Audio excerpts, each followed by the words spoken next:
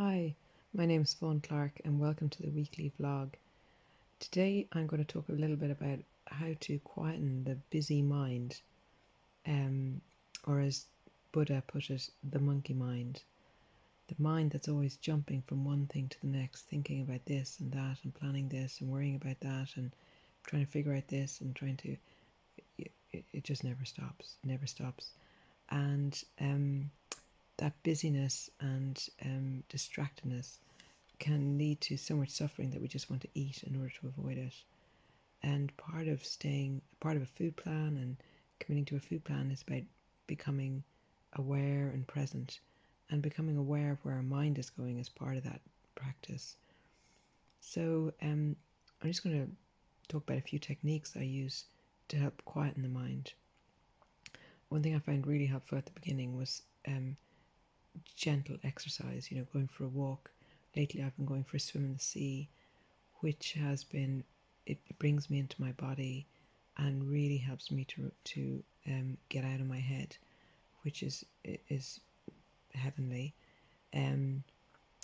So but obviously if you're not close to the sea, you can go for a walk in the woods, or go for a stroll, or just do a few exercises in the house, anything to bring us into our body and out of our heads. Another thing I've used is breathing, just focusing on my breath, focusing on breathing in and breathing out. And when I'm focused my attention on that, my attention isn't on all the other things that I want to think about, the future, the past, what he's doing or she's doing, what I should be doing, how I should be, all the rest of it. Another thing I use is prayer. Repeating, this mightn't be for everybody, but for me sometimes it's helpful, just repeating a prayer over and over again. Again, it takes my mind off my thinking and onto something else, and it focuses my attention and stops it leaping around from one thing to another. And I might get distracted halfway through and then just come back to the prayer. I've never been very good at meditating, but I do practice just witnessing my thoughts, which is the same as meditation.